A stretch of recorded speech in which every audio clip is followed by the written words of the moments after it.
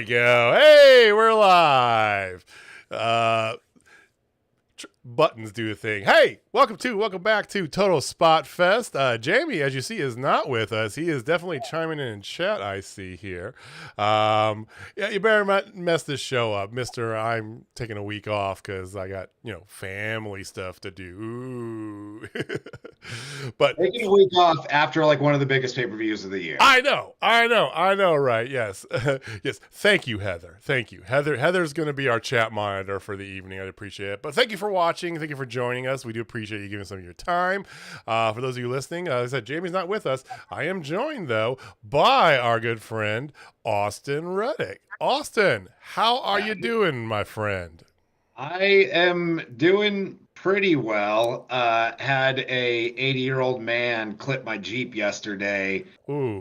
Because it's a Jeep and built like a tank. It just basically ripped his front bumper off.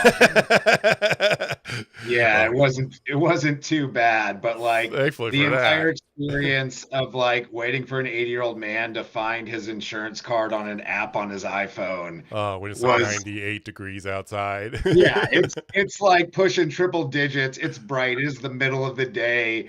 I had to be the one to be like, sir, can we just, like, both these vehicles can drive. Can we pull into this parking lot over here? Like, I live in a small town. It's a 2-lane street right down the middle. We are blocking one of them. Yeah, fortunately, just a minor inconvenience at best. But like watching this old man struggle with technology, like I couldn't even be mad he hit me. I was like, bro, you've got enough on your plate. It's like my car is totally fine. So plus it's going 80. Yeah. What was it going, like 17 miles an hour or something? I mean, yeah. If that, just flip the backside, and I came out largely me and my vehicle, more importantly, came out largely unscathed. Well, thankfully, everything came out all right for you there. I made mention to you before we hopped on here that I hope it's just a hot, because it's hot and it's whatever, but it's like all of a sudden when I was cooking dinner tonight, my faucet started not going full bore, and I'm just like, so, it is a funny thing. So it's like being an adult and home stuff or whatever, like there's always the two big major ones, right? Plumbing and electrical, right? And I found that people are usually like one or the other, right? Like I'm super comfortable with one, and the other one's like, right? Some people are like, I could do it all. Some people can't do anything, right? But most people I find are generally like falling that sort. And I am definitely like, I'll get in there, turn the circuit breaker off, rewire the whole damn house, right? Electrical I could do. Plumbing for some reason just scares the shit out of me. See, I'm the exact opposite, which just goes to prove your point. Plumbing, I'm good with, because there is a valve somewhere in any house where you can just like stop the water for a while. So you're not, the margin of error, as long as you know that, is much smaller when you're not messing with electricity. Well, there's the same thing for electricity. You have a kill switch on your panel. Yeah, but then like I gotta turn off the AC when that's going. Like I gotta shut everything down. If you go that extreme, yes, I hear you. The water can wait a while. Electricity, and then I gotta go restart my computer. I gotta do all kinds of things. It's a major inconvenience. So enough of us talking about our adult lives. Let's talk about some. I thought we were just gonna like skip Forbidden Door and just bitch about adult problems. Yeah, let's just do that. Some wrestling happened, but here's the important stuff. In your house, there's a switch to turn off the lights. I actually have two kill switches. I have a kill switch on here and I have an outdoor. Anyway, wrestling. So first of all, apologies. Just cacophony of stuff happened on Sunday, and just some communication, whatever. It just ended up happening. We just enjoyed the pay-per-view. Did not have our post show. So if you were waiting for that, my apologies to you, because we're gonna do that right now, real fast. But Forbidden Door. What did you? Just give me an overall what you thought about it. Like, I'm comparing to last year mostly. Yeah. So right off the bat, I thought it was an overall better show than last year. Same. Last year, it had a cool novelty of being the first one. And a lot of times when you do the first of something like this, people are going to enjoy it because it happened. And so it's kind of hard sometimes to step up and follow up on what you did the first time. Right. WrestleMania 2 is a good example of that. Not quite as good as the first one. Right. But when it comes to true pay-per-view, not premium live events on a subscription service, which is rad, you don't have to pay extra, but when it comes to pay-per-views, I always look at it as it cost me $50. Do I feel like I got my money's worth? And I thought Forbidden Door over-delivered. It was a fun night of wrestling. I mean, I would have paid $50 just for that Ospreay Omega match. Everybody knows that. I'm a spot monkey. I would have paid $50 to watch Dragon and Okada. Mm-hmm. Even if you would have told me ahead of time it's going to run a bit short because Dragon's going to break his forearm, they can still take my money. I want to see that any day of the week. That's going to come into play in a few minutes as we talk here, folks, because along with talking about this, we do have a competition we needed to discuss because Austin is now a part of our chase for the title here at Total Spotfest Wrestling, where we have our own pay-per-view pick title, currently held by the Tyrant Megan in the Faulkner World Order. I've told you the history behind that, haven't I, about Jamie's daughter? Yeah. Okay. So, thus the photo behind me, always leering over my shoulder. But we all had our picks in, and I have them pulled up. We'll talk about them. We're just gonna go through the show real fast, get the highlights in there, and then we'll see if a new champion was crowned. So on our picks, we had. And I put the thing out, I think it was Friday evening, Saturday morning, something like that, whatever. I actually put the sheet out, messaged everybody, said it's good to go, right? Of course, they had like 3 matches to the buy-in on Collision. And like, well, thanks, Tony, whatever. So we had Billy Starks and Athena on our pick sheet. Is the opener for the women's. Actually, no, it was the second one because Collision actually had Willow Nightingale for the Owen Hart tournament. So it was a quarterfinal match for the women's Owen Hart tournament. Billy Starks, who we all know and love, we are definitely big Starks marks over here. Going up against Athena in a very enjoyable match for a buy-in. I felt, we all picked Athena. Athena won, but it was a very enjoyable match. Yeah, that was, and we discussed this a little bit before we went on air, and it'll be prevalent throughout going over the pick. But a lot of Forbidden Door was very predictable, which you're kind of in a corner with that. This was honestly one of the ones that was still pretty predictable, but there was like that 20% chance. Like you announced that you signed Billy, and she just graduated high school, like. It's the Owen Hart. It doesn't really hurt Athena as ROH champ to get a nice surprise win, make a new babyface. Sure. But at the end of the day, it was more likely than not Athena was going to get a win in a decent 10-minute showing, which it was. Yeah, talk about her 47 match win streak and all this. It's like, but anyway, it was a fun match. It was good showing for Billy. Hope and expect great things for her in AEW because obviously she's signing somehow AEW ROH, whatever, right? She's going to be with them. We all know it, okay? But that's good. Now, the interesting part about not just this match, but also a little bit later on is the first drop where they make mention of how before earlier in the day, whatever, that Julia from Stardom Wrestling had put a challenge out there to Willow Nightingale. And I thought it was interesting. First of all, I'm a Julia stan, so I love that. But this is really kind of the first mention of Stardom in AEW, other than just saying Tony Storm, she's a former Stardom champion, right? So I thought that was nice. I know Tony made mention he's trying to get some stuff worked out and do a similar sort of thing with Stardom. So that was good to hear, I felt. Yeah, I think I remember he did an interview or something last week where he said he hopes to include Stardom in the future. I think the biggest hang-up this year was they had a show the same day on the other side of the world. Yeah. doesn't really help. That being said, I mean, they've got a lot of the TJPW talent, not a lot of it, but some of it under contract. And I don't know if they're still in the States, but I know as of fairly recently, you had Maki and Miyu, and you had a bunch of TJPW talent here.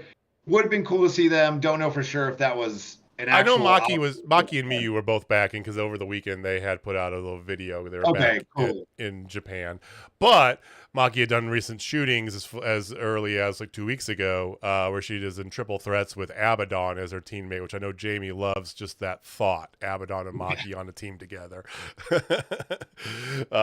So.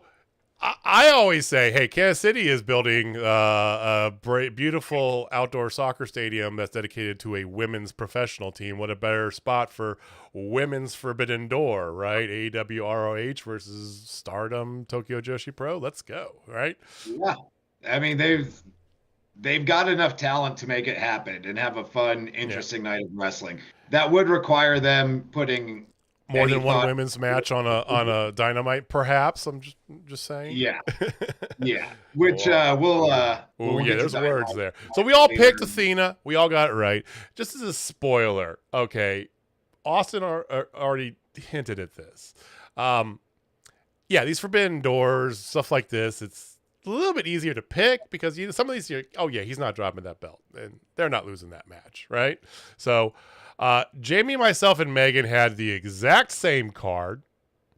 Austin, you differed in 2 matches from us. I did. So if it could end up Austin takes it outright. It's a 3-way tie between me, Jamie, and Megan, or there's a possibility of a 4-way tie. So let's see how it shakes up. Just a quick note. Other what do they call it? The pre-show, whatever the hell it's called. Right? I was gonna 0 hour. I was gonna call it the buy-in, but that's only like it's only for all in or all out. Yeah, that's only for certain gambling themed pay-per-views. So 0 hour. They had the Mogul Embassy against El Desperado and Chaos. The Mogul Embassy won. El Phantasmo, who I love seeing just in general. He was on the main show last year. He's on the pre-show this year against Stu Grayson in a pretty enjoyable match, 2 Canadians. And then you had Los Incarnables del Japón versus the United Empire with TJP making his AEW debut. They were all fine matches. It was good kind of like ramp up to the show. Yeah, it was fine wrestling. I think you probably could have had less on the 0 hour because the main show was so long and had so many matches. Like those 3 just kind of fell into the background. Yep. It was cool you had them. I open the doors early, do those dark for some people in there. But I mean, well, Tony actually talked about that in the post media scrum because we didn't have our live show, so I watched the post media scrum because I'm a nerd. And somebody asked him about that, and he said, for sake of argument, that the actual main show was kept under 4 hours, and all their pay-per-views except for one main show has been under 4 hours, right? He said that this one here, they did longer. They did almost a full hour worth of programming because there were lots of people that New Japan and themselves wanted to have featured, right? So a lot of, I can understand that, especially when he gives the explanation. It's like, yeah, okay, I hear you. New Japan wants to have Phantasmo on there, and they want to have El Desperado get him. Okay, I get it, right? It was fine. Like I said, nothing really mattered on it. Yeah, the women's match is the one that actually mattered, so whatever. It didn't make you want to turn off the TV, but by the time the show actually starts, you're 4 matches deep, and it's a lot of the same style of wrestling in a lot of the matches throughout the night. It was. But you're getting a lot in the 0 hour as well. Quick note on El Phantasmo. That guy looks like we have Logan Paul at home. Okay.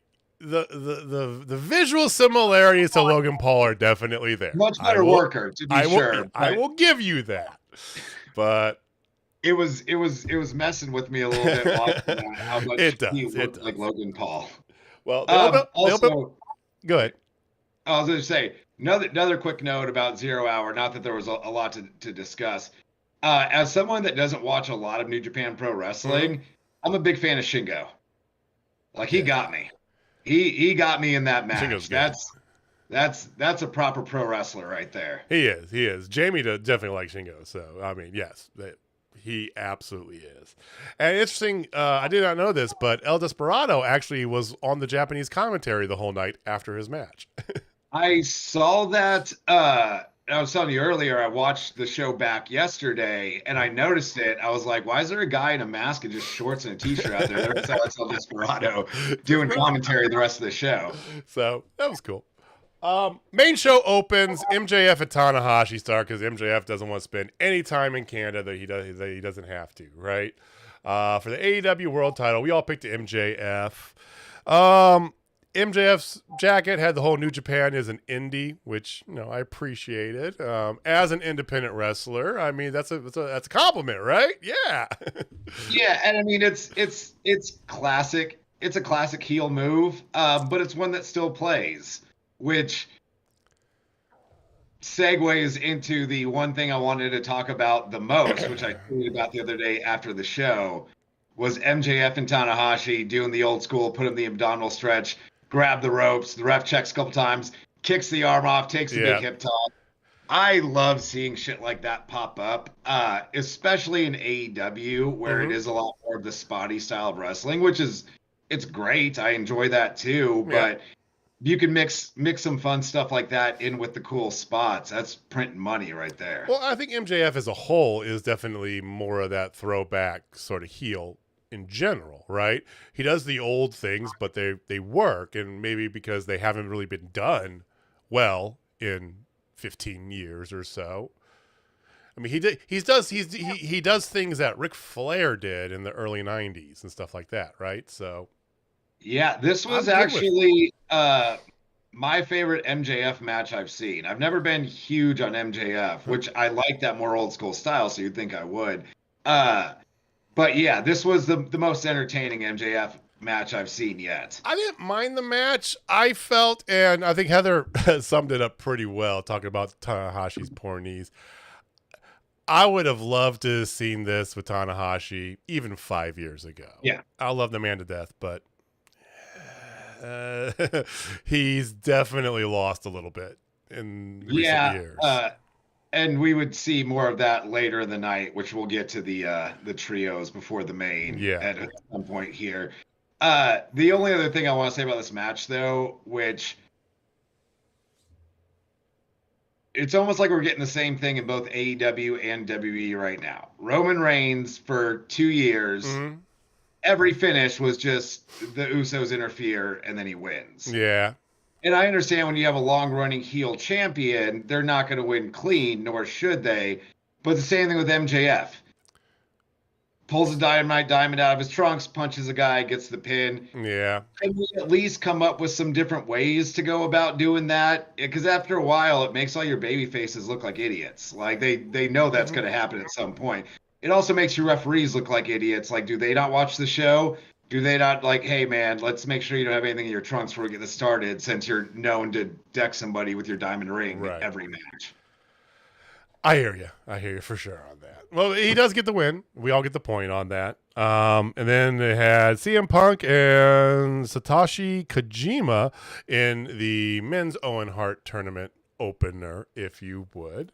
CM Punk's definitely not in Chicago anymore, that's for sure.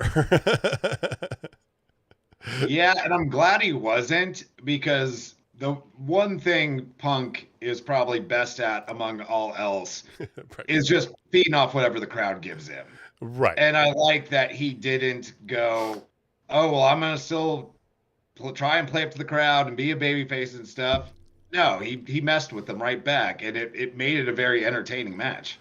Yeah, I thought this was a better match than I thought it was going to be. Like, I wasn't super excited about this match, to be honest with you, because we knew Punk was going to win. We all picked Punk. Punk won.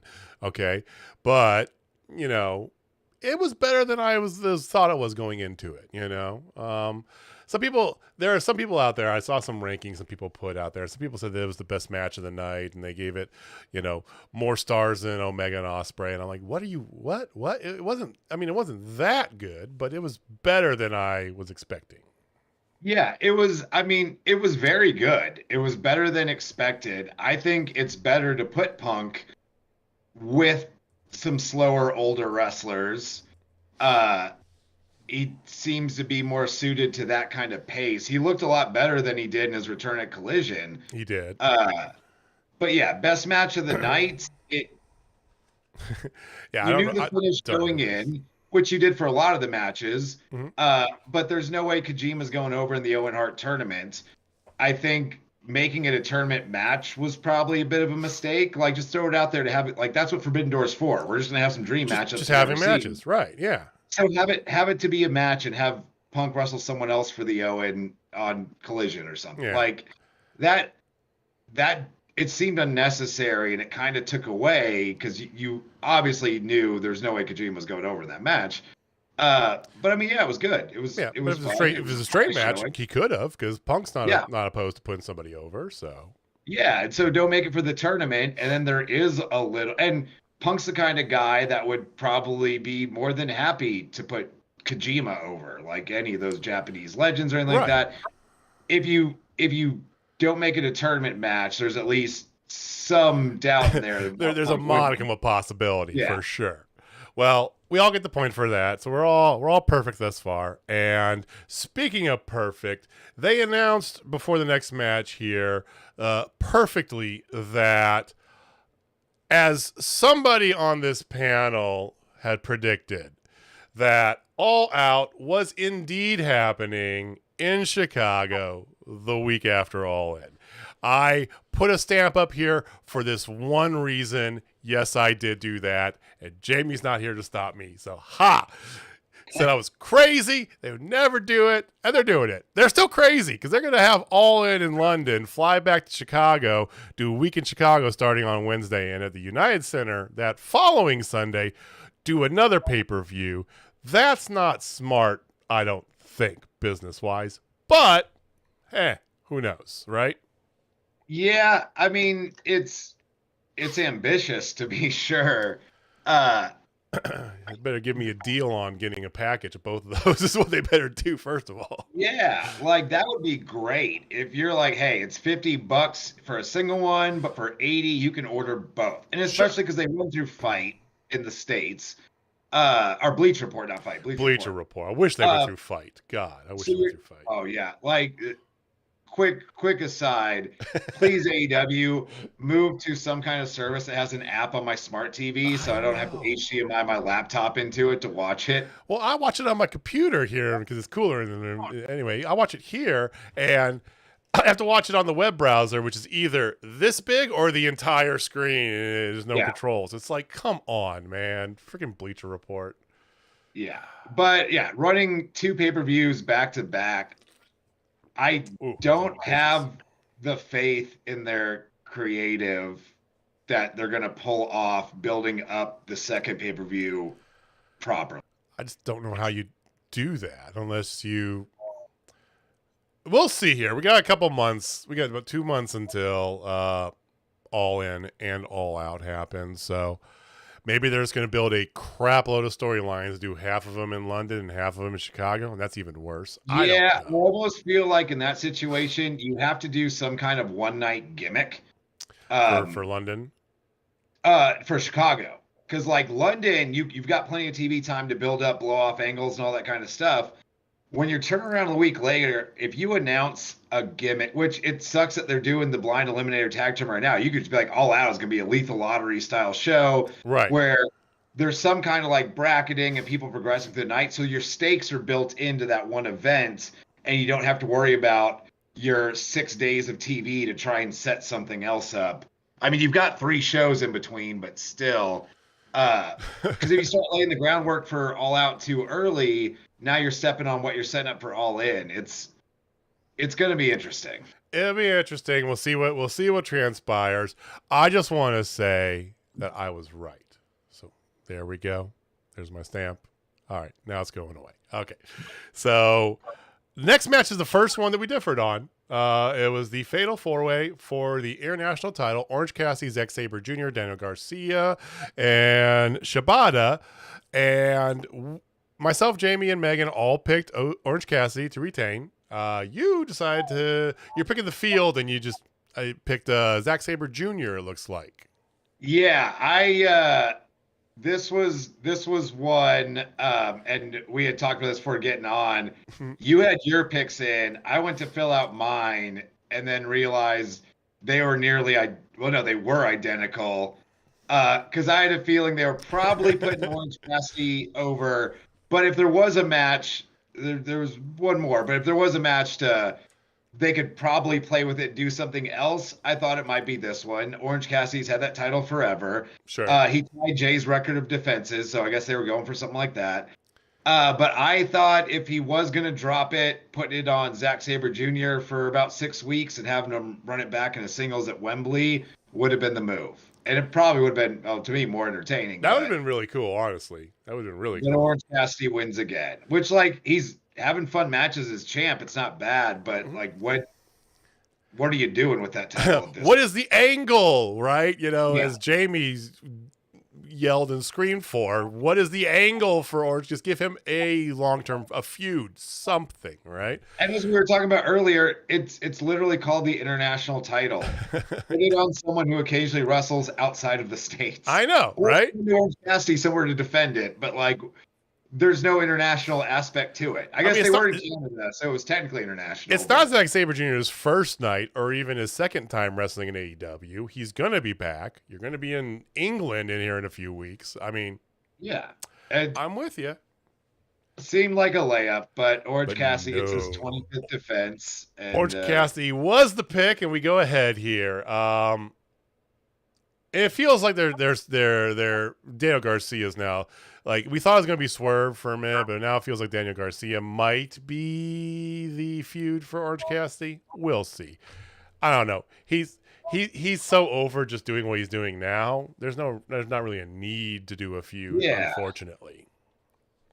Yeah, I mean, he was. I think if they were going to push him towards a title, they would have done it around December or so when he got the win over Dragon. He was really hot. He cooled off. The dancing thing has gotten over huge. He's showing more personality. I love that spot where Shibata hits him, he does the dance. Sabre hits him, he does the dance. Shibata hits him, he does the dance harder. It's yes, I love that spot. That was a good spot. It's great. But again, if he does feud with Orange Cassidy and you put the title on him, it's now on another guy that is not going anywhere international to defend it. Yeah. Just defend it places or call it literally anything else. Well, it's better than the All-Atlantic title. That is true. Just say. That is true. So we had, after that, one of your favorite up-and-coming wrestlers, Jack Perry, going up against Sonata for the IWGP World title. Nobody picked Jungle Boy because we're not idiots. I think of all the matches that happened on the card, this is probably the one that's it was okay, right? Yeah, I think so I was thinking about this before and during the pay-per-view. One, I was thinking before the pay-per-view, this is the time to turn Jungle Boy heel, which they did. So credit to them. And we'll get to tonight's Dynamite later. I've got some more words. I hope you have words on that. So yes, I do have some more words on Mr. Jack Perry. This one was never in doubt. It didn't even go long, nor should it have. But I like that if you were going to give everyone a match that they didn't want, I like using that as the catalyst to turn Jungle Boy heel. You for got a payoff. Yeah. I think they could have made it a lot more interesting instead of having 2 of those 3 additional matches on 0 Hour. Do a battle royal for a shot at Snot. He literally issued an open challenge.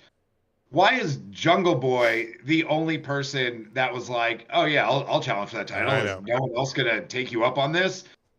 It's an open challenge for the IWGP Heavyweight Championship. Throw a battle royal together. Tell us, hey, everyone with a pulse back there wants a shot at the title. We're going to throw you into a battle royal. The winner's going to fight him later on the show.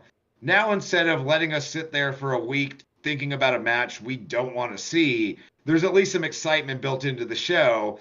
And you saw him earn the opportunity instead of being the only person in the AEW locker room with the internet who saw that there was an open challenge and went to and jumped on it first. Yeah, I hear you. But they're pushing Jungle Boy.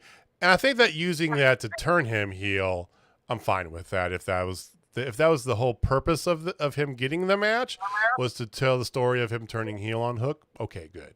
I'm good with that. Yeah. Yeah, but like you couldn't have given us Punk challenging for the title and putting Sonata over. I would have liked to see Ricky. Yeah. Or Ricky. Like there was so many other options. Keith Lee is doing nothing. Oh, That would have been phenomenal. Miro's back wrestling, that'd have been fun. I mean, yeah.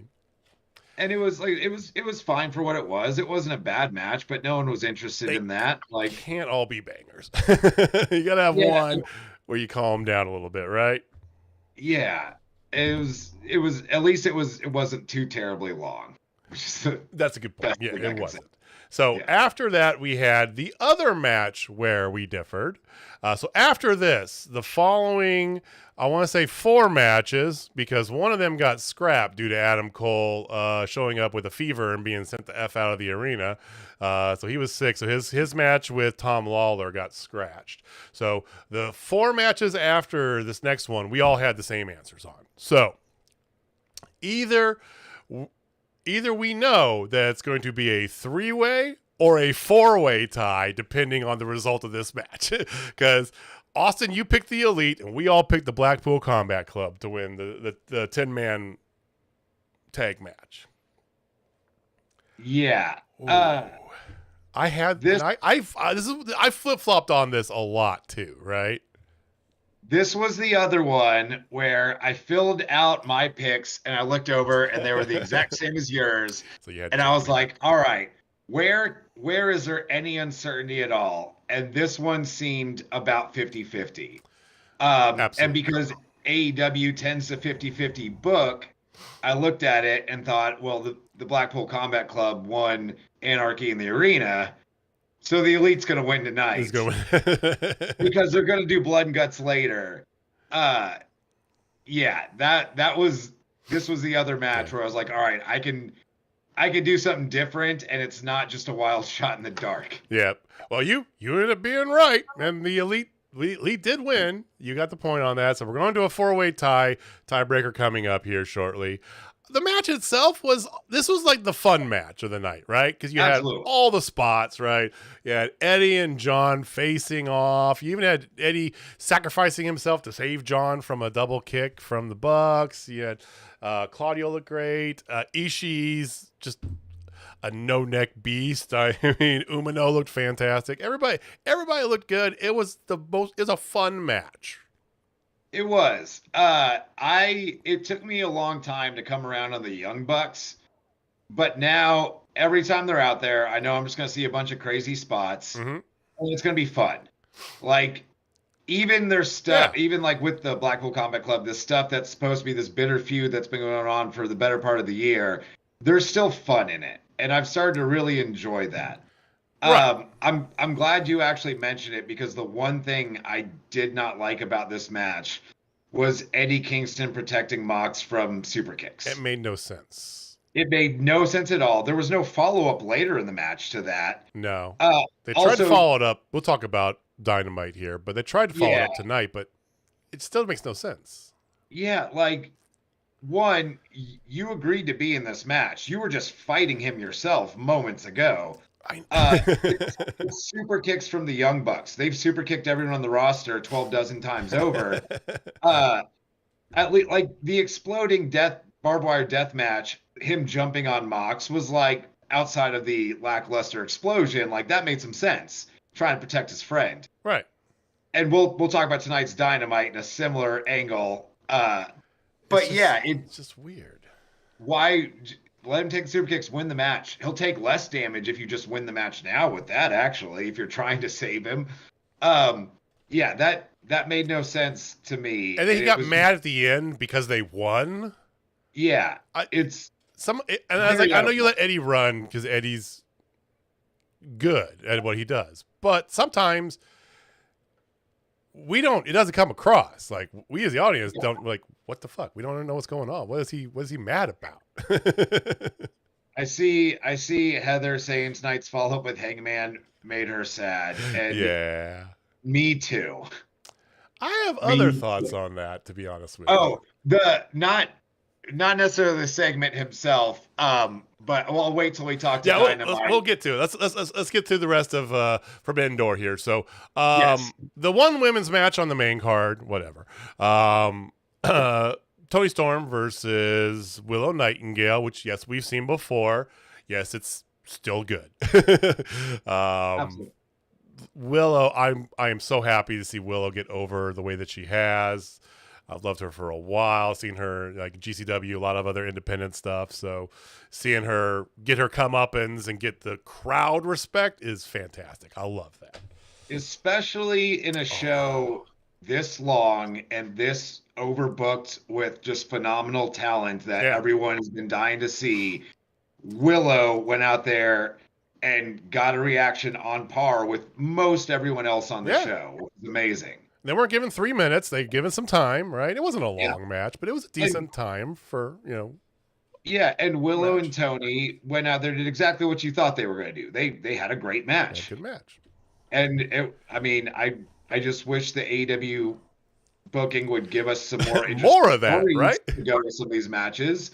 Because I feel like they didn't even really invest the time into building up Willow even more as a more high-level baby face.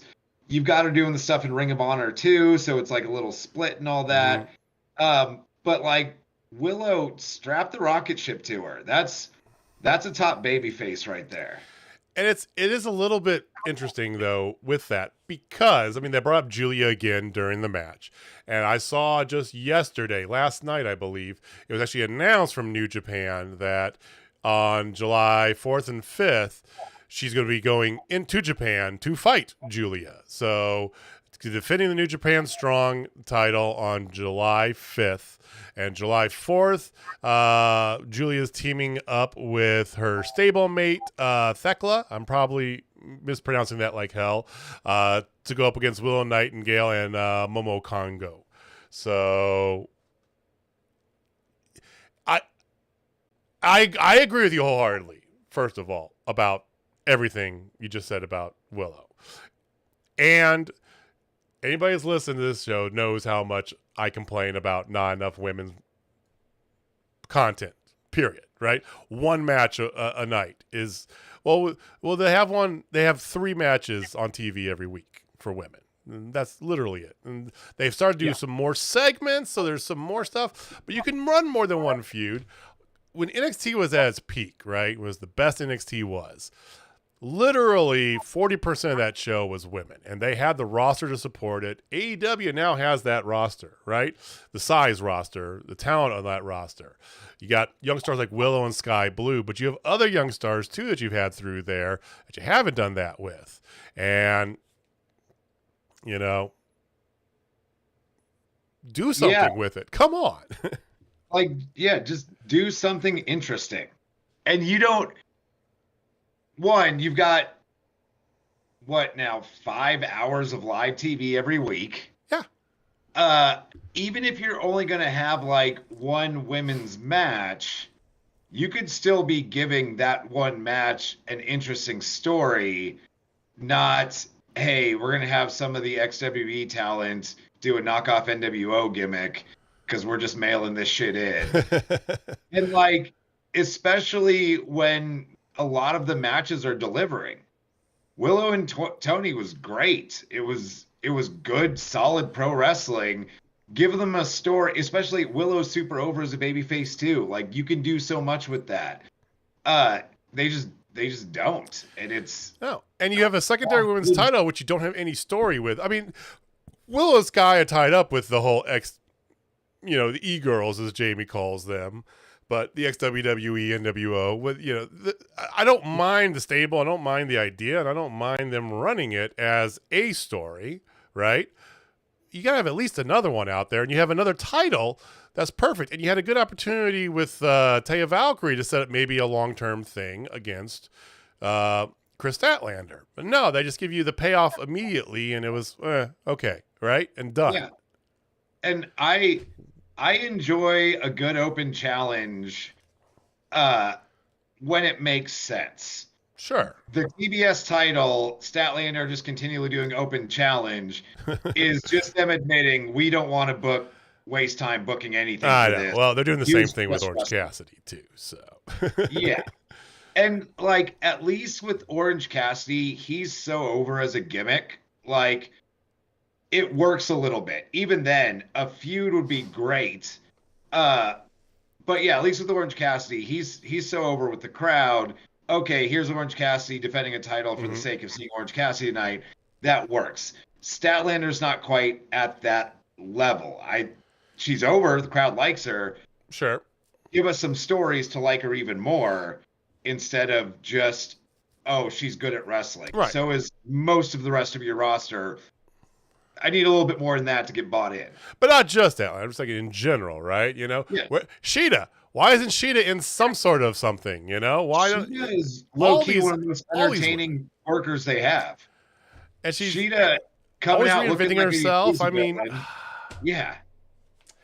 we could go on for hours about this, but we won't because we still got to finish this up and we got another show to talk about. So 3 matches left. I'm gonna skip over the next one for a second. So we had in between the 2 double main events was the Jericho, Sammy Guevara's Minoru Suzuki, Murder Grandpa, excuse me, Heather, versus Sting Darby Allin, and which was announced on Friday. Tetsuya Naito, the only person to beat the Rainmaker in the Tokyo Dome, was his opponent, and it was fine. Again, it was I liken it to the 10-man a little bit, right? Anything with Sting in it nowadays is still a little bit of fan servicey, no matter what, right? It was fine. It was a good match to put in between the 2 main events. Let's put it that way. I would say calling it fine is being overly generous. Being polite to Naito. I think it's showing Naito and Sting the respect they fucking deserve for sure. But it was one. I love the Stinger as much as anyone else that was a child in the 90s. Sure. I don't love being genuinely concerned for his safety more often than not when I see him in the ring. Taking the cutter. Also, don't let Sammy Guevara touch Sting. Just maybe don't do that. Don't have him do a 630 on the outside onto a table with him below it. It's like, it looked pretty. He was clearly supposed to move. And he's just too old to get out of the way in time. Which again, I don't want to disrespect the Stinger, but that stuff got rough.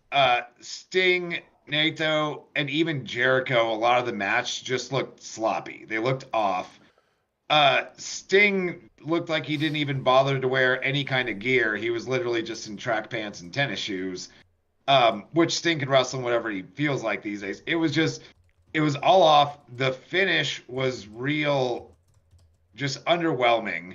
The running clothesline into the little pin or whatever. Also, why is Minoru Suzuki eating the pin when Sammy's sitting right there? You've got the whole story with Darby telling Sammy he doesn't need Jericho. Sammy absolutely should have ate the pin in that match. Because of a miscue with Jericho, keep teasing that. Not that I want them to do anything else, Sammy Guevara. I'm not interested by anything. But like, if you're going to have him on TV, make the stories more interesting. That match, it was supposed to be a come down match. It served that purpose, but it was not great. So we all picked the Sting team to win. We all won that. We all won all these points here. As I said, we're tied. We're going to a four-way tiebreaker. So the 2 matches that were remaining were the ones before and after this. And the first one was the match that everybody knows I was amped up for from the time it was announced. I'm a spot monkey. The match of January was one of the best matches I've seen in a while. I say that every year about one of the matches, a match from one of these 2 guys. I know. This is from somebody who witnessed, Jamie and I both did. I don't know if you were if you're in Kansas City when AEW was here last time or not, but no, I wasn't in Kansas City for the show. Oh, okay. I was living in Kansas at the time, but it's We're in Wichita, so it's about a 2.5 to 3 Two, hour drive. right. I know that because I don't remember. I don't think that Heidi was on the show either. She was on the show before that, perhaps. But we were able to see Kenny and Vikingo go 1-on-1, and it was a dream maker. But this one here, Ospreay, Omega, 2, 3 technically, but 2 for the IWGP US title. Wow. Yeah. Wow. So funny you should mention the lovely Miss Heidi Howitzer. She was in the Tokyo Dome for Ospreay Omega 1/2, depending on how you look at it. Oh, that's right. I forgot that's when she was in Japan. Yeah, she was there for TJPW, and by the time they got there, they only got to see Ospreay Omega in the main. But like she said, it didn't matter. It was worth it. Yeah. Yeah, absolutely. And so I am not a huge fan of either of these gentlemen. I don't dislike them for any reason. Okay. I just haven't. I don't watch a lot of New Japan, so I haven't seen a ton of Ospreay. Right. Kenny Omega just has never done anything for me. Okay. But I do recognize just they are masters of their craft. They are phenomenal workers. This match was exactly what I thought it was going to be, which is not my particular favorite style of wrestling. You like Jamie, like the more strong, kind of more old school. I like more of a story. I like more of traditional heel babyface spots and stuff. But for this style of spot fest, kick out of everything kind of wrestling, this was as good as it gets. Yeah, it is. It's my alley. That's why. Yes, I thoroughly enjoyed it. So make no mistake. Make no mistake about that. I thought it was entertaining as hell. Probably the best match of the night. It was great, except for one thing. Yeah. And this is one of those things I can't overlook. The Tiger Driver. I like story. No, the Tiger Driver I thought was great. Okay. Like, if someone agrees to be dropped on their head, granted, it's from about 3 feet up, and also, if you got a strong neck, you're gonna be fine. Kenny does that move also, I just want to say, by the way. Yeah. Kenny also does that move to people, just FYI. Yeah, like, in a match, and again, if you're gonna do that, where else and when else would you do that? You've got 40 minutes on, biggest AEW show of the year. Absolutely. Tiger Driver all day long. No issues with that. My problem was Don Callis being clearly ejected by the official. You mentioned this, and he comes back. And then 10 minutes later, just strolling back to the ring, I got back there and realized you're not actually going to do anything about it, so I'm going to stay right here. And bless commentary for being well, Don Callis is going to get himself a fine, trying to cover it. But it's one of those things that bothered me through the rest of the match, which I was still enjoying. It was still a great wrestling. I hear you. If you need him out there for the spot, have Kenny tell him earlier in the night, I don't want you here. I got to do this on my own. Not Kenny. I'm sorry. Ospreay. Yeah. Have Will tell him, I don't want you out there. I'm going to do this on my own. And then just have Callis come out later. Right. I know they wanted the pop of him getting thrown out. And Don Callis has more heat than anyone in the company right now. The Canadian crowd shitting on a Canadian that takes something. But hilarious. That's one of those things. When you were putting all this together, no one bothered to can we come up with some kind of explanation for that? I hear you there. That definitely was the gray area for sure. I love the whole Spotfest every time. So I mean, both these guys, two of my favorites. I just loved every second of this. Some of the highlights for me, and Heather made mention of it, the announcers table spot at the beginning, because the story they were telling is that Will wanted to do to Kenny what Kenny did to Will in Tokyo. It started with that spot at that announcers table, and that's when it was it's on, right? He even stole the flag from someone in the crowd, did the whole Shawn Michaels thing of rubbing his crotch, just putting his nose. So that was fun. It was great all in all, and Ospreay even doing the one-winged angel and Omega kicking out at 1, which I heard fan recordings of that, and that pop was ridiculous when he kicked out at 1, in the stadium. I think the kick out at 1 is something that the opportunities where it makes sense are way fewer than a lot of wrestlers realize. Oh yeah. But done correctly. That was the time and place to do it. It was perfect. I did want to mention one more thing about this match. Just going back to the Spotfest kick out of a million finishers kind of thing. It is very, and I say that just to call it what it is for anyone listening or watching. I enjoy all pro wrestling. To me, if it's good, it's good. I just have what I particularly enjoy more. Normally in these matches, there's a million kickouts of every finish. Omega getting his foot on the ropes was one of the few times that it got me. And like, it's rare that falsies in these matches, like you typically expect them to kick out.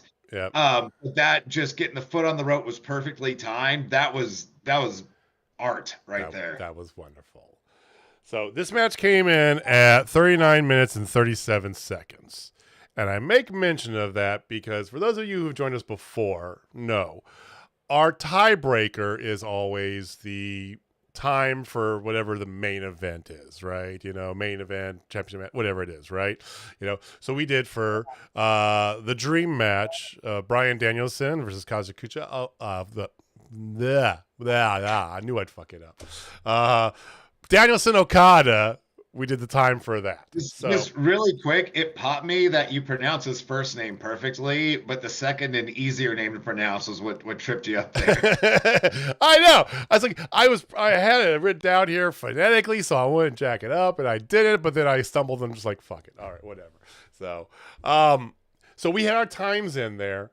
Our good friend Jamie did go back in and try to play some stuff because I put my picks in there. I forgot to put my time, so I went back in later and put my time. And I actually put a different time than I originally was going to. But I did notice that when I logged back in right before the pay-per-view started, Jamie got on there and tweaked his time a little bit. So whatever, it's all fair. It's all legal. Both of y'all are blatantly interfering. I was unintentionally interfering. I totally forgot to fill out my time. I just totally left it open and didn't do it.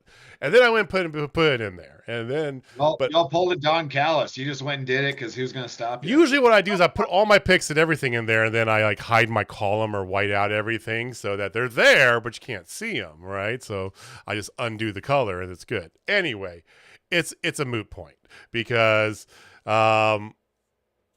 It doesn't really matter. Everything's fair. Everything's fair before the pay-per-view. I mean, there's no rules saying you can't change your pick before the pay-per-view starts. So whatever. So I had put in there 29-32. I originally was going to put 27-32. Then I was like, you know what? I think they're going to go closer to half an hour. So I put 29-32. Austin, you put 34-14. Did.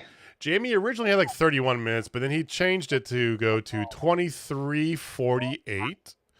And Megan was a whopping 36 minutes and 17 seconds. I say whopping because I was just like, wow, that's like, because once again, Kenny Omega and Will Ospreay, 39 minutes, 37 seconds. So, Danielson-Okada. Danielson gets the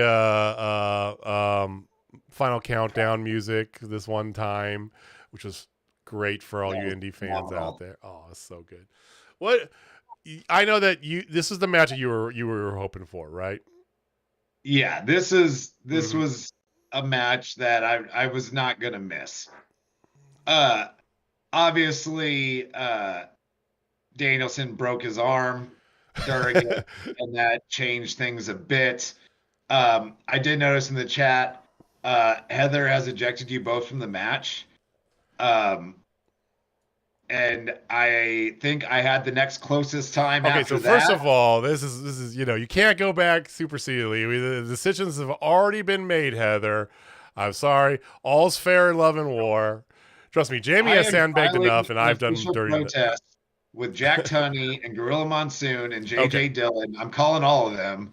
Well, maybe just JJ. So we will noted, okay, very much noted, but no. But yeah, this match, I think for some people, they thought it was a little underwhelming, but I was expecting it to be It was a little more like those early Ring of Honor matches. Like it would pick up in some spots, Mm-hmm. but a little bit more of that slower, like early '90s All Japan kind of uh, just technical fight. And like this match, the dude broke his arm and wrestled for 10 more minutes. Like it was everything it needed to be, and I'm sure they'll run it back even longer and better at another time. Yeah.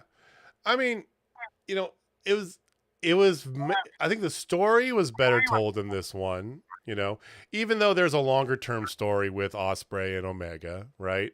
You know, the story was fantastic as far as the match goes. It definitely was, like you said, and we talk about cups of tea. Like I said, my cup of tea was Ospreay Omega. That was it, right? That's what I want to see all the time, right? You know, and I appreciate this and I love it. And I enjoyed it, but it was a little bit underwhelming for me personally, just because I prefer the other style. Now they gave us one of each, which is the good thing about this show, I think. Yeah, absolutely. Right? And you could have flip flopped these if you wanted, right? You could have put Ospreay Omega as the finisher if you wanted to, whatever. I don't think it needed to. The finish, I think, because of the way he broke his arm and kept fighting for 10 minutes and then just modified stuff, like technically unbelievable to get Absolutely. using his foot, you know, to help him with a cravat and stuff like that. It was just like, what even is the internet anymore? It was insane. Yeah, and it's exactly one of those things that it's kind of unfortunate that they don't know in real time it's broken. Right. Because like imagine commentary putting that over the rest of the match, which I'm not knocking them. You don't know what could you do. But it's one of those things I think people go back in a few years and watch and be amazed that he literally broke his forearm and just kept going. Oh, yeah. And I mean, we talk about Dragon all day long. Okada, that dude, he's just a star. Like, I mean, obviously, I don't got to tell anybody that, but like, no. I think that's why it's okay this match went on last. Omega and Ospreay was better. It didn't lose anything from going on earlier in the night. It didn't lose anything in fan reaction, but this is like one of those few matches that is as much of a dream match as you could ever think of. Well, and it's the name power to it. Danielson-Okada, you have to have that as your finisher. Yeah, and it's one of those matches you never would have imagined even 3 or 4 years ago that would ever happen, that you would ever get. And also, Omega-Ospreay already happened once this year, like 6 months ago. Good point. Yeah, I'm just saying, it's like different folks, different strokes. It was fantastic, though. I mean, it was personally, I prefer, of course, the more Spotfest style, but I think it was amazing, especially when you go back and look at it. Like, they were mentioning his arm being jacked up, but they didn't know it was broke. But he wrestled for 10 minutes, and I saw the X-ray that his wife put online. I was broke. He broke the fuck out of that arm.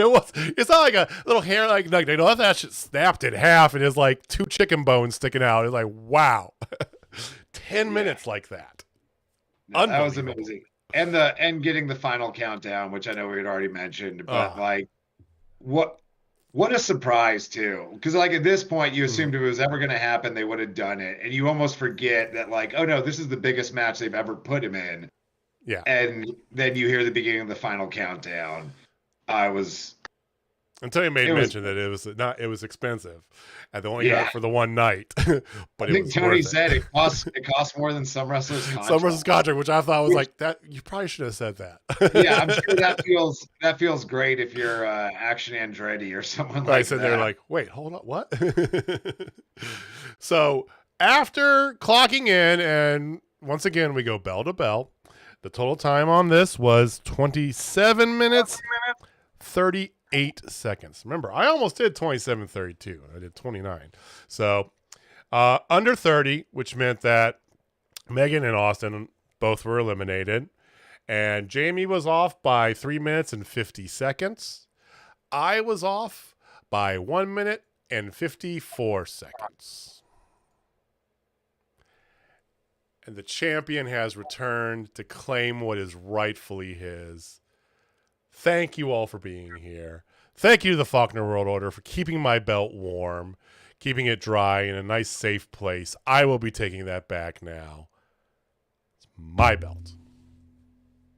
I think if he wouldn't have broke his arm and it would have gone the scheduled time. I don't know, because, I mean, Tony said he was very keen about keeping the time under 4 hours, right? And they were at sure 3 hours, 58 minutes, and 30 seconds. So, but if you got Okada and Danielson in the ring and they want to go 10 over, what are you going to do about it? I think you let them do it. I mean, but that's a really, really quick note on the timing. So the story is Adam Cole showed up just deathly ill. Yep. And got sent home. What's getting cut to fit that match on the show? I don't think anything was getting cut. I think they added. What's losing some time? Like not a full. Omega-Ospreay. I think because that match got cut, they're like, all right, you guys go longer. Okay. It's weird that after the Wrestle Kingdom match, they wouldn't have slotted them for a good 40. Well, because they came in just under 40, so I hear. Yeah, you. I mean, like originally, like that's what I was thinking the other day. Is like, I love Filthy Tom Lawler. I wanted to see him and Adam Cole, but when they announced it, I was wondering, where are you going to fit that on the show? I don't know. Unless you cut a little bit from everything, right? Cut 2 from here, 2 from there, 2 from there.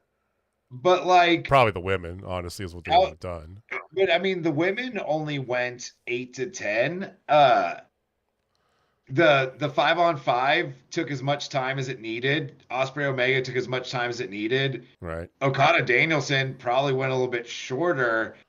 Everything outside of that wasn't too terribly long. Like, it really wasn't. I wonder when they would have fit that on the show. I don't know. That's a good question. Which makes me wonder if Adam Cole was actually sick. You think it's a work? Well, I think it could be. I think it's. I think because they had just announced it the night before, they looked at the sheet, they started talking to everybody about their matches, started actually looking at the times of everything, and realized. Ooh. Because again, if you were going to cut any match out of that show outside of Willow and Tony, which is your only women's match on the show, that's basically the only match where you have everybody involved. I mean, you made it the night before, later, or the 2 nights before. Yeah, it was the last one. It was the last one added. Yeah, it's. Well, I wouldn't be surprised if it was a work. I mean, he could have just been sick. Like everything's a work, as Jamie would say. It seemed to be very, and I'm not usually an everything's a work kind of guy, but this one just seemed a little convenient for the runtime of the show. That's a good point, because you're right. What do you cut? Cut a little bit of everything. So yeah. At end of the day, fantastic pay-per-view. Especially because I won the belt back. I am your champion. I'm so happy to get that out of Jamie's house. I'll be waiting for you when you guys come back from Denver, Jamie. Have the belt ready for me. Shine it up real nice. Say what?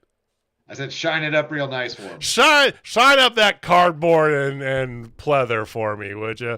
So, all right. So that was Forbidden Door. Once again, we meant to do this on Sunday, so here we took a little extra time for that. Dynamite, I don't think we need to run through like every single thing that happened. It was a fine show tonight. I mean, when you have a pay-per-view as big as you had, right? You got to have a little bit of exhale. And I felt Dynamite was a little bit of an exhale. There's a couple of interesting things that happened though. Yeah, it was an episode of TV. I do appreciate that even the episodes that don't drive story, most of the wrestling that AEW is going to put out there on a Wednesday night is enjoyable and better than anything else I have to watch when it's not NBA season. Sure. Like, I wouldn't miss a Nuggets game for that. But I mean, I'm not going to, I'd rather watch basically any offering they throw out than like more reruns of Diners, Drive-Ins, and Dives. So it was fine. It was fine. Nothing. There's definitely a few notable things worth talking about, but like nothing groundbreaking. Yeah. I definitely was co-watching this in the NHL draft, 100%. Right. There you go. Blues did okay. Would have liked to see a defenseman taken earlier, but they got one. Whatever. I was playing Diablo while I was watching it. So. You're deep in the nightmare dungeons, right? Yeah. Are you doing nightmare dungeons yet? How far along? What's your level? I just got to World Tier 3 where I can start doing nightmare dungeons. I'm okay. like level 54. 54? So. Okay, yeah. You already finished main story? Yeah, I finished campaign. That 8-minute cutscene though. Ooh. Oh. It's long. It's good. It's good though. Yeah. Okay, so I'll go first here. A couple things that stood out to me about the show. Okay, they did the whole MJF Adam Cole like promo bit right thing. Adam Cole talking about it, and MJF's trying to do the whole buddy thing with him. I liked it. It was cool. They did a callback later with Roderick Strong, and Adam Cole's like, no, I know this guy's full of shit. I'm using him, right? So I like the whole like begrudgingly buddy cop thing they're doing with Adam Cole and MJF. I think it's great. Yeah, I thought the segment in a vacuum as itself was very entertaining. The one that opened the show. It seems a little inconsistent with MJF. Like the dude literally calls himself the devil. And I know in the past he's done. He's done this exact same thing with Jericho. Yeah, but it seems like since he won the title, he's been a little bit more serious, not full on serious, but like, point. Yeah. It seems inconsistent, and I understand they followed up with Adam Cole saying like, well, I know what he's doing and all that. It just seems like clearly MJF's just trying to get some out of tricking him. It just doesn't seem like consistent with the MJF we've seen. And so it just seems kind of out of nowhere. Like they just had a funny idea in the back. They're like, all right, let's just do this tonight. But I mean, the segment itself was entertaining. Right. And they're obviously towing the line here because they got this tournament, so they're trying to sell the tournament. I think is what they're planning on with that. Getting back to something serious. The matches themselves, no match really took it away from me. I mean, and that's including having Ruby Soho on my TV. Hey, Ruby. Her match got canceled because Britt may or may not be actually sick. Okay. If it was a work and you wanted everyone to believe it, you have to follow through with this. Why wouldn't his old lady get sick too? You have to follow through. I hear you. So she had a match against local talent Alexia Nicole. It was, I said, I love Ruby Soho. Everybody knows I'm a Ruby Soho mark. It was cool to see her win via lockjaw. That was nice. And she did a little promo spitting on Ruby. That was the only women's action for the night, unfortunately. So, yeah, Ruby winning with the lockjaw was a nice touch. It was nice seeing Ruby get a match. Obviously, Ruby versus Britt would have been a better match. Yeah. I thought, and I'm like you, I'm happy anytime Ruby's on the TV. I thought the promo seemed like unnecessarily angry. Yeah. And I thought it was unnecessary, period. Yeah, I think you could have cut it down to about 30 seconds. Yeah, it dragged on a little long, and it kind of sounded like she was just filling TV time. It just kind of goes back to the booking of the women's division. You gave them some promo time after a match. That's great, but like have some direction on telling a cohesive story and filling this in. Or give a promo to another woman for something, right? Yeah, or have like all of them talk a little bit. Just anything. Yeah, it was just like 2 minutes of her being angry with Britt Baker. So again, it's reasons. Fine. Yeah. They're going to have the match next week. Whatever. The opener was Moxley versus Tomohiro Ishii. We've seen this before. It was typical what you expect between those two, which was, again, fine. Yeah. Moxley bled. Surprise. It's starting to lose effect. Like, I know, right? Bro, every match. I want commentary to put it over and make it canon that he's like Nick Diaz of the UFC, he's been busted open so many times that's just all scar tissue and it splits easily. And I want him bleeding in every single match and backstage segment now. Like he should just like be bumping his head into shit and being full of just walking around bleeding. Let's go full comedy on it. Eddie Kingston came out. They're continuing that thing. They had a thing later on the night with backstage where Renee. I did like this promo where Renee's basically chewing the hell out of her husband. And here comes Eddie, and they're yelling and screaming at each other. And she gets in the middle of it, and John storms off, and she big boys up to Eddie, and I loved it. It was like, ooh, yeah, get that. Yeah, get that, girl. I like that they're involving the fact that everyone knows she's married to Mox in some of the shit that's going on backstage. Dancing around the issue, you know? They did the same thing with Britain and Cole. They're like, oh yeah, they're together. We know this. Yeah, and like with the talent, it makes a little bit more sense, or I guess they're a little bit easier to do it because there's on-air stories. But like, why wouldn't occasionally these supposed personal beefs that you're portraying to us as like the stories that are going on, why wouldn't Renee get involved with her husband and his best friend yelling at each other? Spills into the home, so have the home spill into the show. It's interesting and it's realistic. It's like, why would Renee just sit there and like with the microphone just quietly letting them yell it out? Like, of course you'd get involved. It was a nice little touch. Yeah. Yeah. The match itself, though, it was good. The only thing I had with the match was we just did Forbidden Door. I get that these guys were in a match, and like it's cool to see Ishii out there one more time, but like let's move on. Like we had the build up, we had these guys here, we had pay-per-view. Yeah. Let's move on to next things, which they did a bit, and we'll go into that in a second. A little bit. So Heather pointed this out, and I will too as well, because I also love Vikingo. That was my favorite match of the night, was the 6-person tag with Jericho Appreciation Society versus Orange Cassidy, Keith Lee, and Vikingo. Mostly because I gotta see Vikingo and Keith Lee on my TV. Yeah, it was great. And again, I mean, I guess there's issues with the Lucha promotions and stuff, but there's a lot of issues with AAA. Let's be real. I know you couldn't do it, but it would have been rad to have Vikingo on Forbidden Door, which I know Tony had mentioned he's trying to get Luchas next year, and like that would be rad. AAA was hard. It was a lot to get Vikingo in AEW. Yeah. Shit. Originally, it was a lot for them to let GCW show Vikingo matches on Fight TV. Like they are hell bent on keeping their top guy, right? And I think the thing they most worry about is Japan. Because they're like, that makes sense. We don't want him fucking with that because they'll throw money at him and we'll lose him.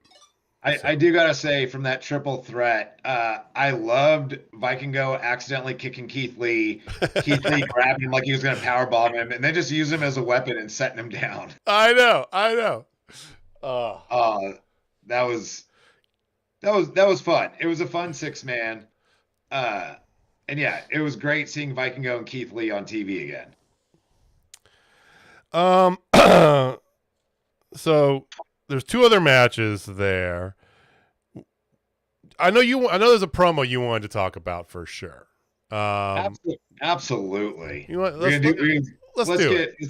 get right to this. Yeah.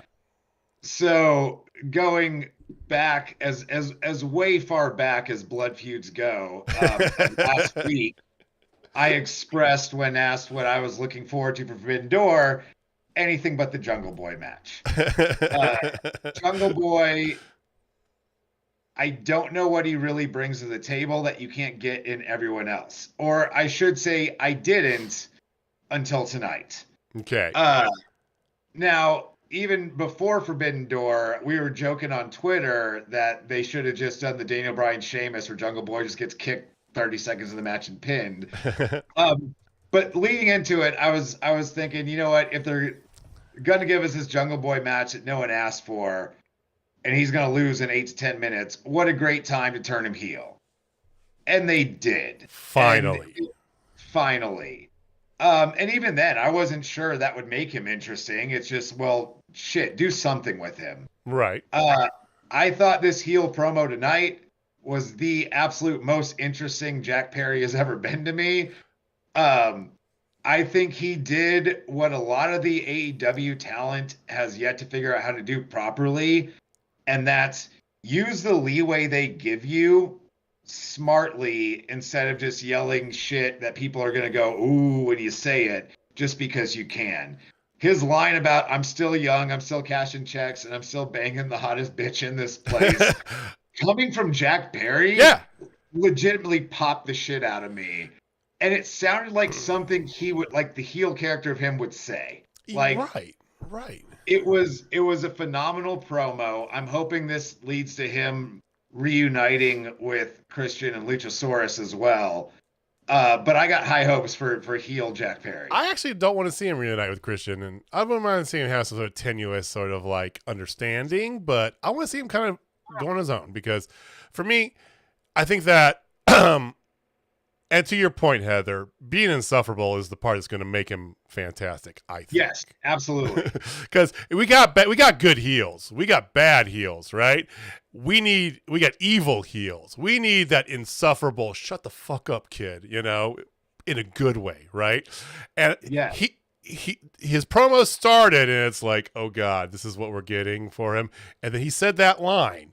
And as soon as he uttered the thing talking about, banging the hottest bitch in this place, everything changed. It's like, oh, you do understand how to do this. Okay. And then he started going after Taz. And I'm like, that's fucking great.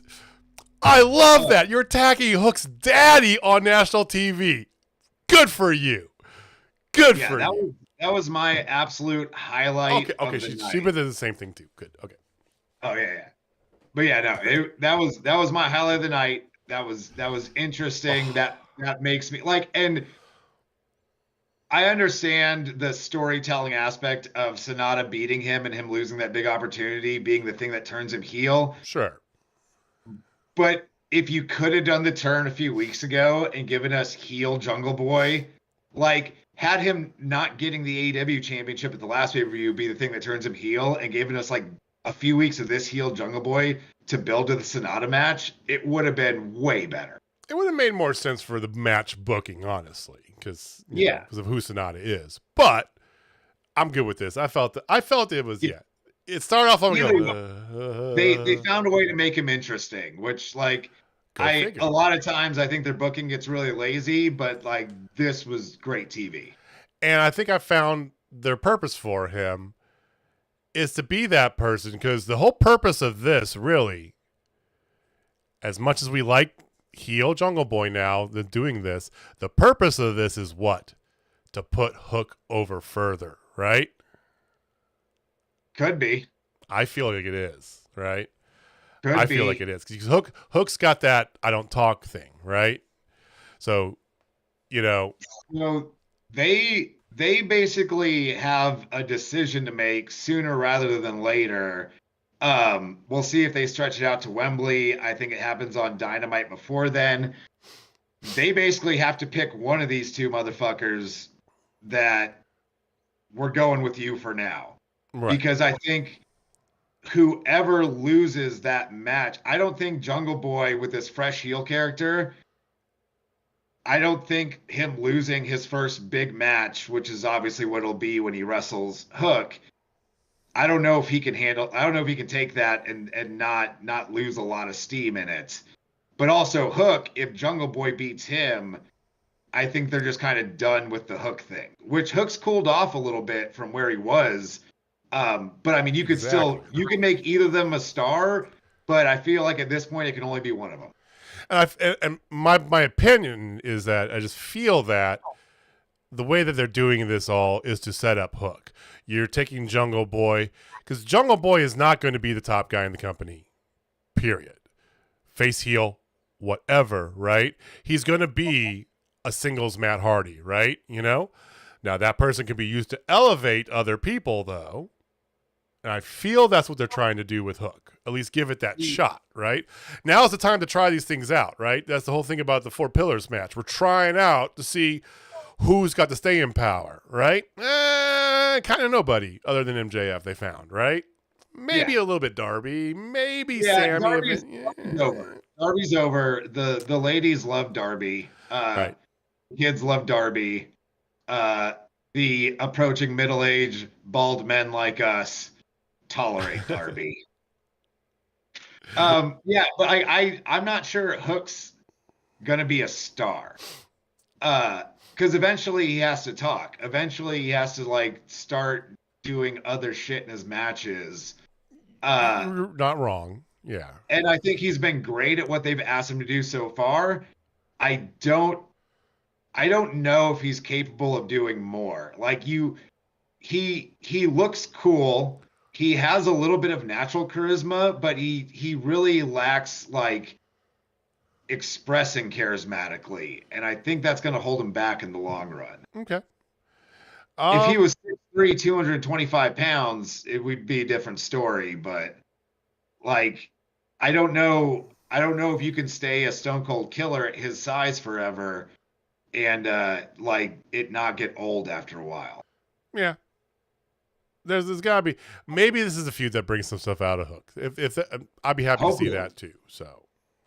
I know you said you hope Jungle Boy doesn't get back with Christian and Luchasaurus, but what I want out of this feud is Jungle Boy and Christian against Hook and Taz in like a tornado tag street fight kind of gimmick. I just don't want it to be like fully back aligned with Christian and Luchasaurus. I wouldn't mind him like being, oh, you finally get it, kid. Yeah, I get it. You know, it's like, you know, they're cool in an evil way, right?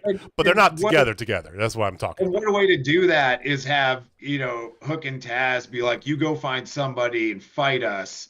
And then Christian approaches like, Jungle Boy. It was like, hey, you finally learned what I was telling you. Yeah, you know, for the night, I got your back tonight. Like, would we get Taz in a ring again, though? I mean, that man's neck has got more metal in it than a fucking skyscraper. You do a tornado tag street fight where he never has to actually bump. He could just get hit with something, fall to the floor for a little bit, and do most of the ass kicking. What if he decides to get on a ladder and jump a ridiculously far way for his age? So speaking of tornado tag matches, I'd pop for it. I wanted to love that. We're talking about the main event now. And why do the ladies love Darby? Heather asks. Because he's so dark and dreamy. I don't know. I'm not a lady, but they do.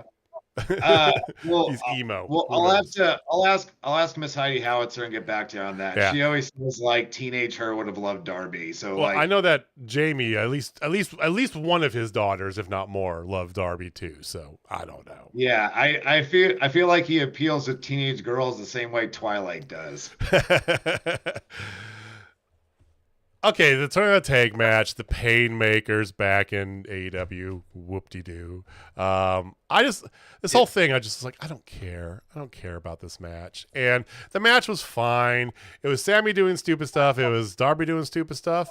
And then, out of nowhere, Sting decides to take over from Darby and jump from a ladder from inside the ring onto Sammy Guevara, who's on two tables that are where the announcers' tables would have been. He definitely barely made it. Face first into Sammy's knees. Yeah, I hope the rumored retirement match against Jericho at Wembley is a real thing, because it's time, Sting. I love Sting. It's time to stop taking bumps, man. Like, I don't want to see it get crippled in the ring, or next to it, to be more accurate. Right.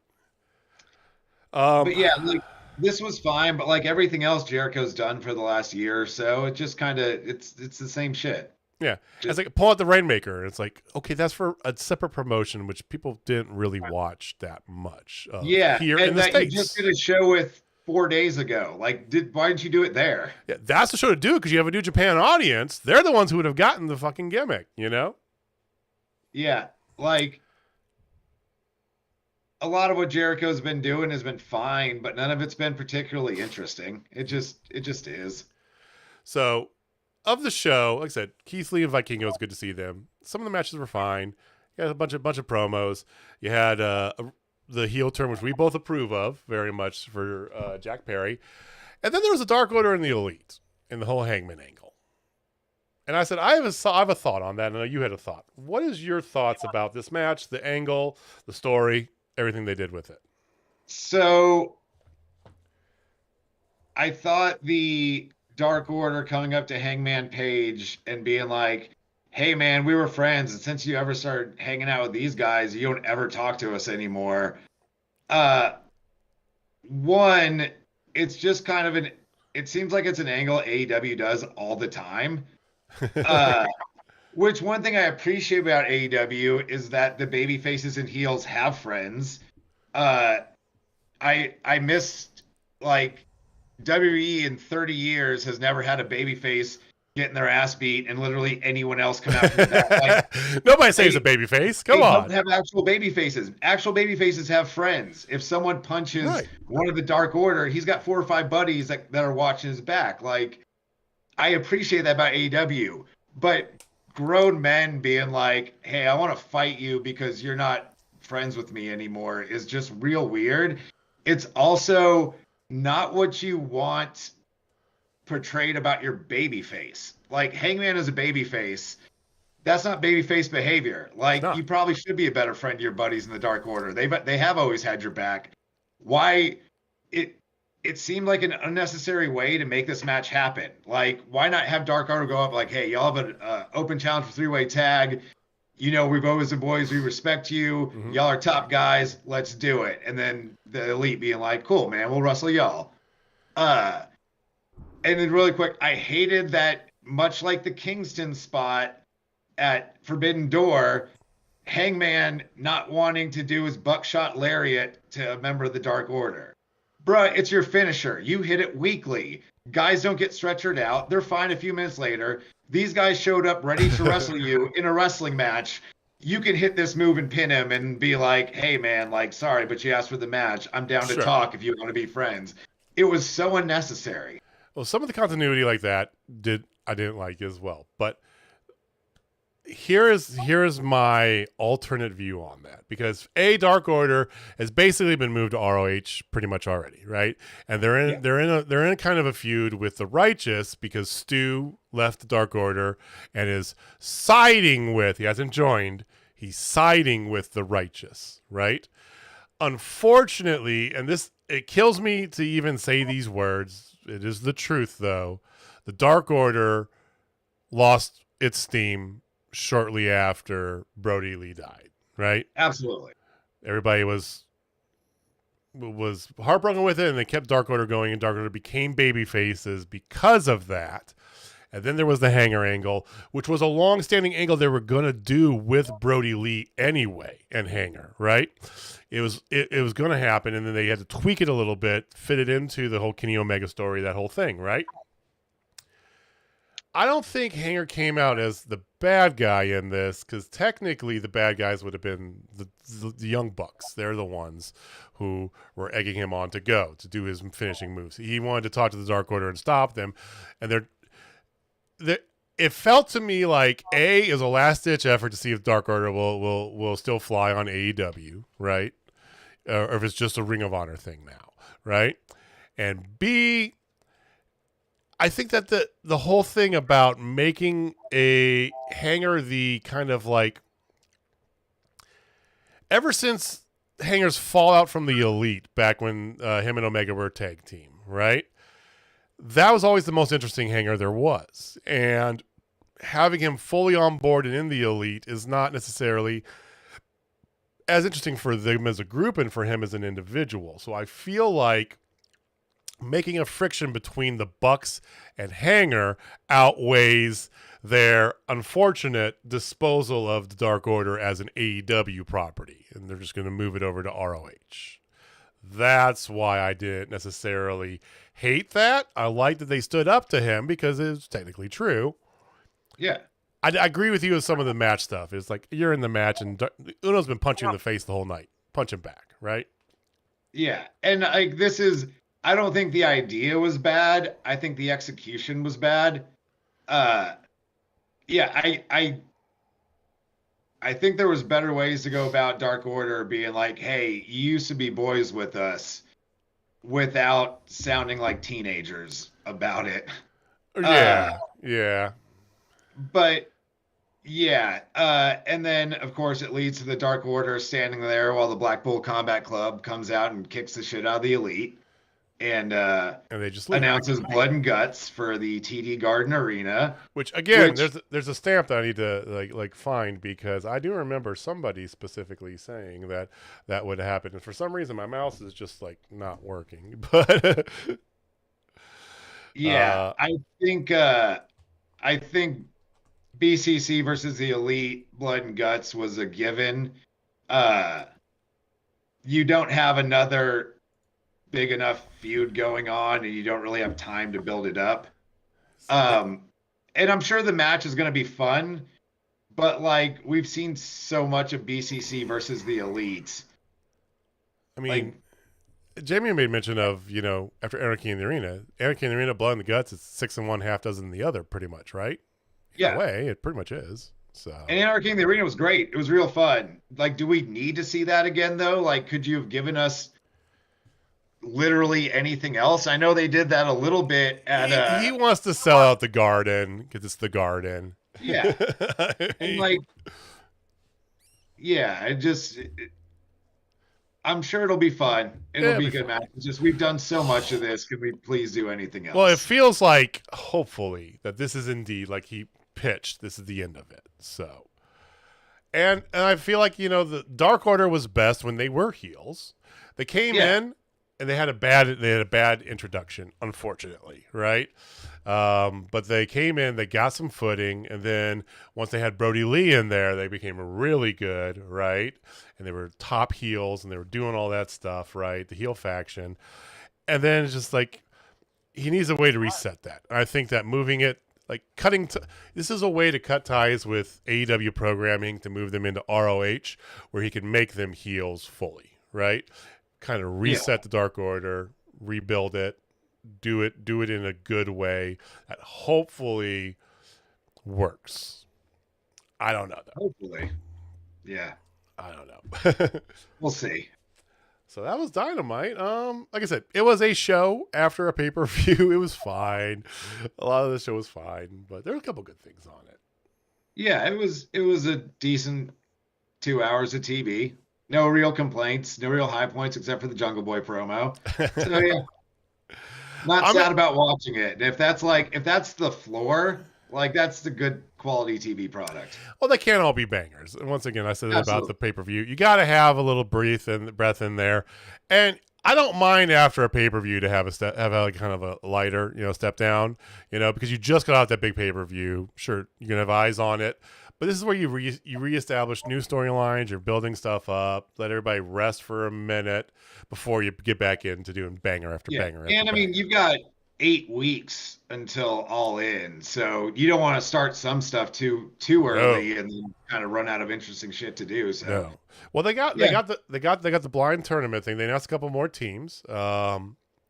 Swerve Strickland and Keith Lee back together again. It's uncomfortable pairings is what this tournament should be called. Here's the thing.